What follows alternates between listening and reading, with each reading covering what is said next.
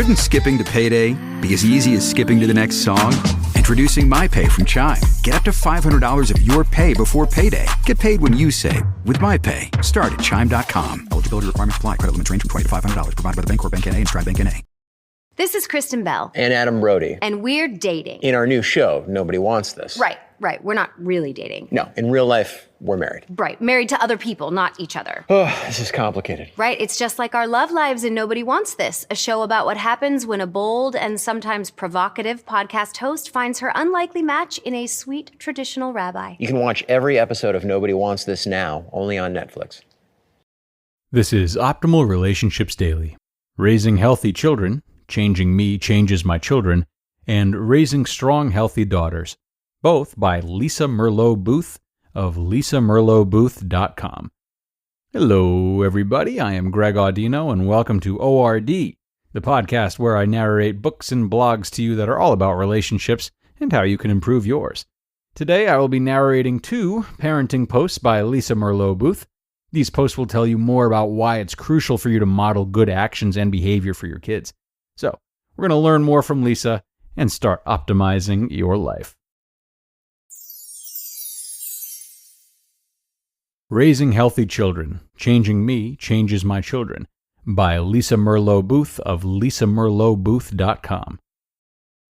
I never realized how much my emotional health would impact my children until I had them. I used to think that setting good limits and providing guidance, love, and nurturance would be enough. I'm realizing that it's a good start, but it's not enough. You see, I can't raise healthy children unless I'm healthy.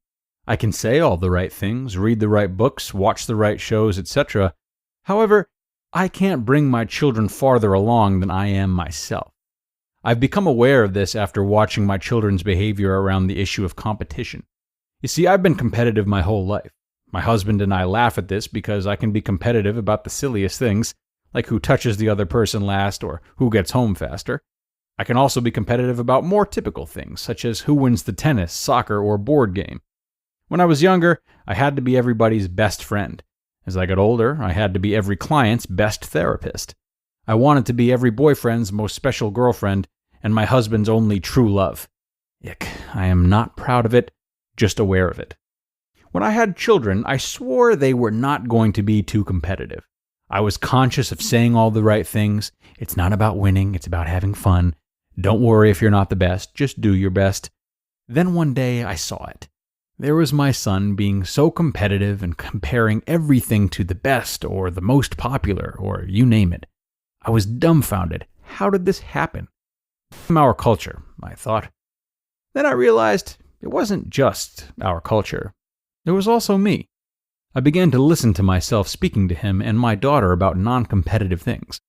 For example, I'd ask them who their favorite teacher was, or their best friend, or their favorite subject.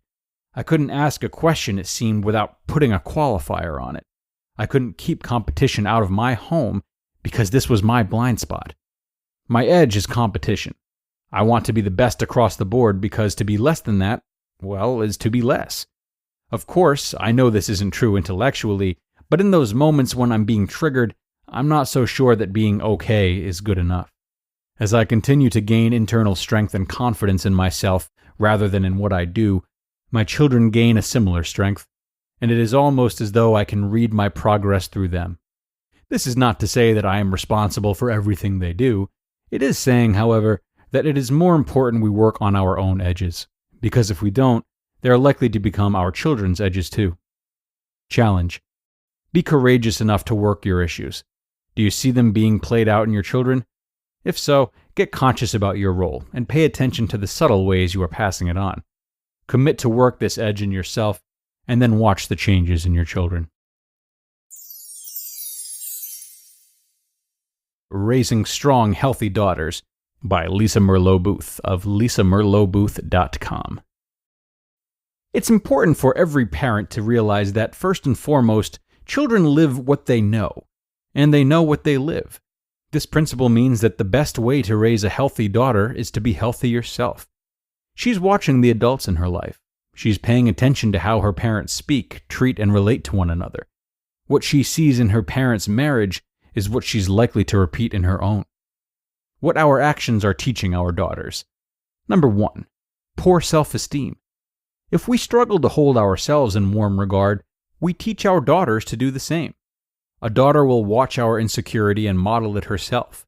She's likely to struggle with feeling worthy and will make a lot of decisions based on what will get her liked rather than what's the right thing to do. The best gift we can do is strengthen our own sense of self-worth so she can grow hers. Number 2. Harsh, abusive, or disrespectful talk in the home. If parents speak disrespectfully, abusively, or harshly to one another, they teach their daughter that this is the norm in romantic relationships. If the family is harsh in general, she is learning that harshness is a part of all relationships. She's likely to grow up to become harsh herself or be in relationships with someone who will treat her harshly. The harshness will feel similar, just like a pair of comfy, ripped-up jeans. Number 3. Negative self-talk. When we walk around the house calling ourselves fat, dumb, absent-minded, etc., we teach our daughters to do the same. She will learn to focus on her flaws rather than her strengths. A steady focus on flaws keeps you down and hurts your ability to hold yourself in warm regard. Number 4. Control. If you micromanage everyone in your home and insist they do things your way, you are sifting your child's ability to think for herself or himself. In the long run, the child will learn to control or be controlled, neither of which bodes well for healthy relationships. Number 5. Be present. Our presence, emotionally and physically, sends the message that our children are worthy of our time. When children feel worthy, they make sure others treat them as such. Absent fathers, in particular, leave girls hungry for love. When girls are hungry for love, they take whatever they can get from males. They're constantly in search for the love they didn't get from their dads. Fathers, step up and be present. The consequences are too great if you don't. Number 6. Mothers, learn to say no. Mothers need to model how to set limits and stand up for themselves with their husbands and the world. When we stand up for ourselves, we give our daughters the ability to stand up for themselves. If we are constantly over-accommodating, placating, and walking on eggshells, we deprive our daughters of a vital lesson in life. Stand up and practice good self-care. In general, if you want to raise strong, healthy daughters who create strong, healthy relationships, then you need to model what you want her to master. Get yourself strong and healthy. Don't accept poor treatment unless you want her to do the same. Don't be angry and harsh toward her or the world unless you want her to be angry and harsh. Lead by example and give your daughter the best jump start possible for healthy relationships. Challenge. Look at the list just shared with you. Find the areas you need to work on and commit to working those areas. Stop the negative self-talk. Practice healthy self-esteem. Stop controlling. Be present and model what you want your daughter to master. You just listened to the posts titled Raising Healthy Children, Changing Me, Changes My Children, and Raising Strong, Healthy Daughters, both by Lisa Merlo-Booth of lisamerlobooth.com.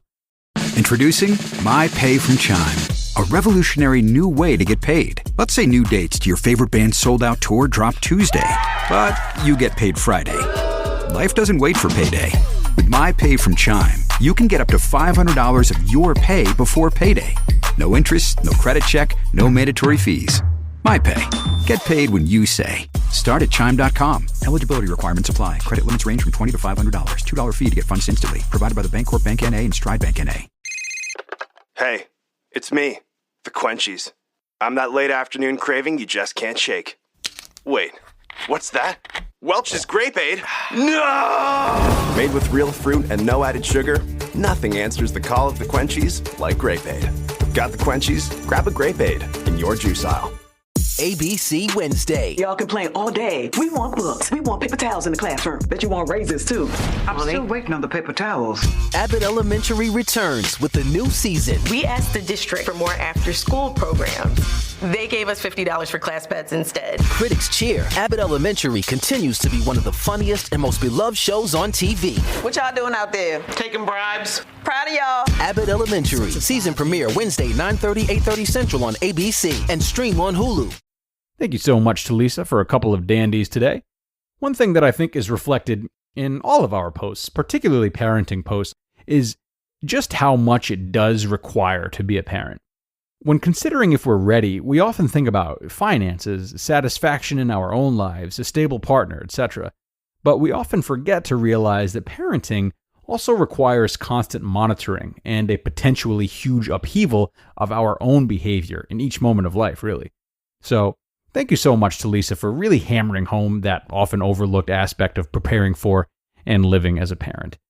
And thanks so much to all of you for coming by.